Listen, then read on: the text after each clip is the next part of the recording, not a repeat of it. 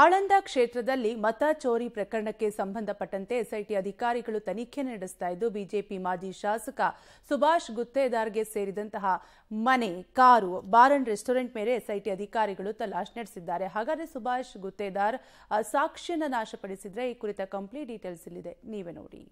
ಆಳಂದ ಕ್ಷೇತ್ರದ ಮತಗಳ್ಳತನ ತನಿಖೆ ಚುರುಕು.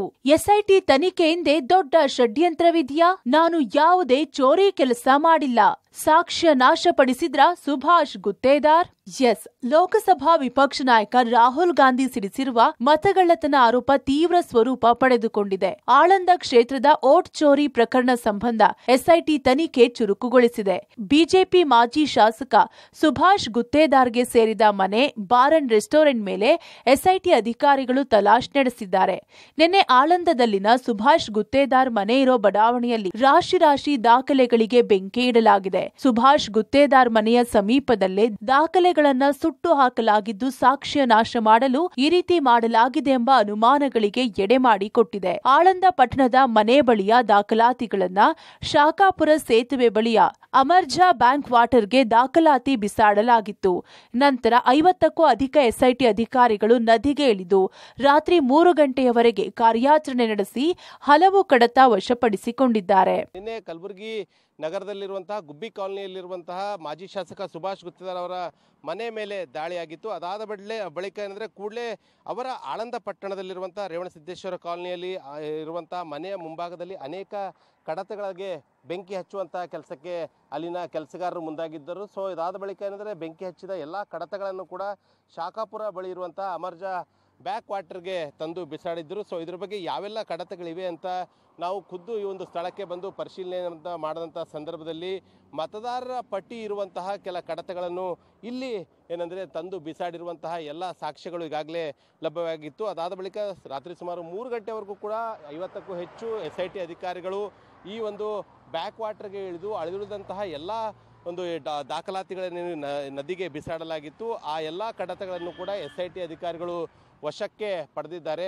ಸೇತುವೆಯ ಕೆಳಗಡೆ ಏನೆಲ್ಲ ದಾಖಲಾತಿಗಳನ್ನು ಬಿಸಾಡಿದ್ದಾರೆ ಎಂಬುದರ ಬಗ್ಗೆ ಕೂಡ ಖುದ್ದು ಪರಿಶೀಲನೆಗೆ ಇಲ್ಲಿ ಮುಂದಾದಂತಹ ಸಂದರ್ಭದಲ್ಲಿ ಅನೇಕ ದಾಖಲಾತಿಗಳು ಅರೆಬೆಂದಂತಹ ಸ್ಥಿತಿಯಲ್ಲಿ ಇಲ್ಲಿ ಪತ್ತೆಯಾಗಿರೋದನ್ನು ನಾವು ನೋಡ್ಬೋದಾಗಿದೆ. ಬಹುತೇಕವಾಗಿ ಏನಂದರೆ ಚುನಾವಣೆ ಸಂದರ್ಭದಲ್ಲಿ 2023ರ ಚುನಾವಣೆ ಸಂದರ್ಭದಲ್ಲಿ ಒಂದು ಬಳಕೆಯಾದಂತಹ ಒಂದು ದಾಖಲಾತಿಗಳು ಇದು ಅಂತ ಹೇಳ್ಬೋದು. ಈಗ BJP ಏನು ಭರವಸೆಗಳನ್ನೇನು ಕೊಟ್ಟಿತ್ತು, ಆ ಭರವಸೆ ಇರುವಂತಹ ಪ್ರಣಾಳಿಕೆ ಇರುವಂತಹ ಒಂದು ಪ್ರಣಾಳಿಕೆ ಪತ್ರಗಳು ಈಗ ಸದ್ಯ ಈ ಒಂದು ನದಿಯಲ್ಲಿ ಲಭ್ಯವಾಗಿವೆ. ಈ ಎಲ್ಲ ಕಡತಗಳನ್ನು ನಾವು ನೋಡೋದೇ ಆದರೆ ಬಹುತೇಕವಾಗಿ ಚುನಾವಣೆ ಸಂದರ್ಭದಲ್ಲಿ ಇರುವಂತಹ ಮತದಾರರ ಪಟ್ಟಿ ಪ್ರಣಾಳಿಕೆಯ ಒಂದಿಷ್ಟು ದಾಖಲಾತಿಗಳು ಸದ್ಯ ಏನಂದರೆ ಸುಟ್ಟಿರುವುದು ಬಹುತೇಕವಾಗಿ ಮೇಲ್ನೋಟಕ್ಕೆ ಕಂಡು ಬರ್ತಾ ಇದೆ. ಇನ್ನುಳಿದಂತಹ ಎಲ್ಲ ದಾಖಲಾತಿಗಳನ್ನು ಕೂಡ ಎಸ್ಐಟಿ ಅಧಿಕಾರಿಗಳು ಈಗಾಗಲೇ ತಮ್ಮ ವಶಕ್ಕೆ ಪಡೆದಿದ್ದಾರೆ.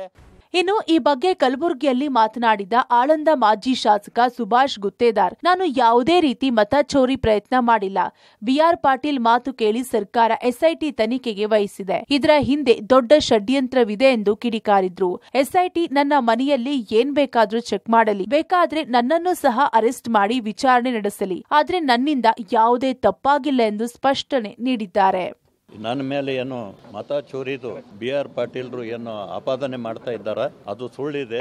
ಇವತ್ತ ಇಲ್ಲಿ ಗುಲ್ಬರ್ಗ ಮನೆ ಒಂದು ರೇಡ್ ಮಾಡಿದ್ರು SITದವರು, ಅಲ್ಲಿ ಏನೂ ಸಿಗಲಿಲ್ಲ. ನಮ್ಮ ಆಳಂದಕ್ಕೂ ಕೂಡ ಇವತ್ತು ಬಂದು ರೇಡ್ ಮಾಡಿದ್ದಾರೆ. ಇವತ್ತು ಅದು ಸುಟ್ಟು ಹಾಕಿದಾರೆ ತಂದು ಒಂದು ಆಪಾದನೆ ಕೂಡ ಇವತ್ತು ಮಾಡ್ತಾ ಇದ್ದಾರೆ. ಈಗ ದೀಪಾವಳಿ ಹಬ್ಬ ಎಲ್ಲರ ಮನೆಯಲ್ಲಿ ಕ್ಲೀನ್ ಮಾಡ್ತಾರೆ, ಆ ತರ ಆಳುಗಳು ಕ್ಲೀನ್ ಮಾಡಿದ್ದಾರೆ. ಏನು ಕಚರ ಪಟ್ಟಿ ಇದ್ದು ಸುಟ್ಟಿದ್ದಾರೆ. ನಂಬಲ್ಲಿ ಏನು ಮತ ಚೋರಿದಿಲ್ಲ, ಏನೂ ಇಲ್ಲ. ನಂಬಲ್ಲಿ ನಾವು ಮಾಡೇ ಇಲ್ಲ. ಅದು ನನ್ನ ಮೇಲಿನ ಎಸ್ಐಟಿ ದಾಳಿ ರಾಜಕೀಯ ಪ್ರೇರಿತ. ನಾನು ಯಾವುದೇ ರೀತಿಯ ಸಾಕ್ಷ್ಯ ನಾಶಪಡಿಸಿಲ್ಲ. ರಾಜಕಾರಣಿಗಳ ಮನೆಯಲ್ಲಿ ವೋಟರ್ ಲಿಸ್ಟ್ ಇರುವುದು ಸಾಮಾನ್ಯ. ಇನ್ನು ಎಸ್ಐಟಿ ಅಧಿಕಾರಿಗಳು ಮನೆ ಮೇಲೆ ದಾಳಿ ಮಾಡಿದಾಗ ರಾಶಿ ವೋಟರ್ ಐಡಿಗಳು ಪತ್ತೆಯಾಗಿದ್ದವು. ಆ ಎಲ್ಲವುಗಳನ್ನ ಅಧಿಕಾರಿಗಳು ಸೀಸ್ ಮಾಡಿದ್ರು. ನಂತರ ಆಳಂದ ಪಟ್ಟಣದ ಸೋಲಾಪುರ ಮಾರ್ಗದ ರಾಜ್ಯ ಹೆದ್ದಾರಿಯ ಶಾಖಾಪುರ ಸೇತುವೆ ಬಳಿ ಅರೆಬರೆ ಸುಟ್ಟ ಕೆಲವು ಮತದಾರರ ಪಟ್ಟಿಯ ದಾಖಲೆಗಳು ಪತ್ತೆಯಾಗಿದ್ದವು. ಇನ್ನು ನಿನ್ನೆ ಮಟಕಿ ರಸ್ತೆಯ ಮನೆಯೊಂದರಲ್ಲಿ ಮತಪಟ್ಟಿ ಸಂಪೂರ್ಣ ಸುಟ್ಟು ಕರಕಲಾಗಿರುವುದು ಕಂಡುಬಂದಿತ್ತು. ಇನ್ನು ಈ ಘಟನೆಯ ಬಗ್ಗೆ ಗುತ್ತೇದಾರ್ ಮಾತನಾಡಿ, ರಾಜಕಾರಣಿ ಮನೆಯಲ್ಲಿ ವೋಟರ್ ಲಿಸ್ಟ್ ಇರುವುದು ಸಾಮಾನ್ಯವಾದ ಸಂಗತಿ. ನಾನು ಯಾವುದೇ ತಪ್ಪು ಕೆಲಸ ಮಾಡಿಲ್ಲ ಹಾಗೂ ಸಾಕ್ಷ್ಯಗಳನ್ನ ನಾಶ ಮಾಡುವ ಯಾವುದೇ ಯತ್ನ ಮಾಡಿಲ್ಲ. ನಾನು ಯಾವುದೇ ತನಿಖೆ ಎದುರಿಸಲು ಸಿದ್ಧ. ನನ್ನ ಮನೆಯ ಮೇಲಿನ ಎಸ್ಐಟಿ ದಾಳಿ ರಾಜಕೀಯ ಪ್ರೇರಿತವಾದದ್ದು ಎಂದು ಸುಭಾಷ್ ಗುತ್ತೇದಾರ್ ಸ್ಪಷ್ಟನೆ ನೀಡಿದ್ದಾರೆ.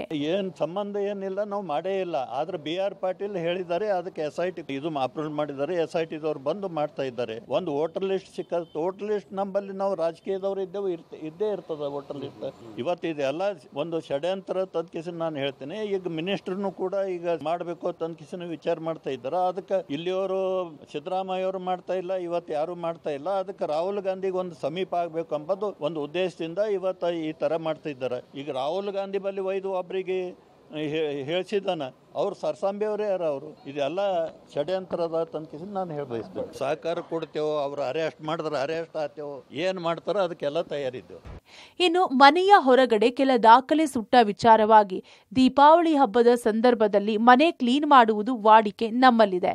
ಅದರಂತೆ ನಾವು ಕೆಲವು ವೇಸ್ಟ್ ಸಾಮಗ್ರಿಗಳನ್ನ, ಹಳೆಯ ನ್ಯೂಸ್ ಪೇಪರ್ ಸೇರಿದಂತೆ ಉಪಯೋಗಕ್ಕೆ ಬಾರದ ಕಾಗದಗಳನ್ನು ಸುಡಲಾಗಿದೆ.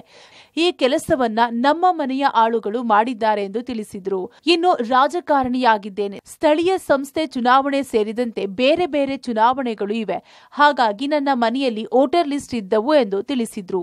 ಒಟ್ಟಾರೆ 2023ರ ವಿಧಾನಸಭಾ ಚುನಾವಣೆ ವೇಳೆ ಆಳಂದ ಕ್ಷೇತ್ರದಲ್ಲಿ ಮತಗಳ್ಳತನ ಆಗಿದೆ ಎಂಬ ವಿಚಾರ ತೀವ್ರ ಸ್ವರೂಪ ಪಡೆದುಕೊಂಡಿದ್ದು ಮತ್ತೊಂದು ಆಯಾಮವನ್ನ ಪಡೆದುಕೊಳ್ಳುತ್ತಿದೆ.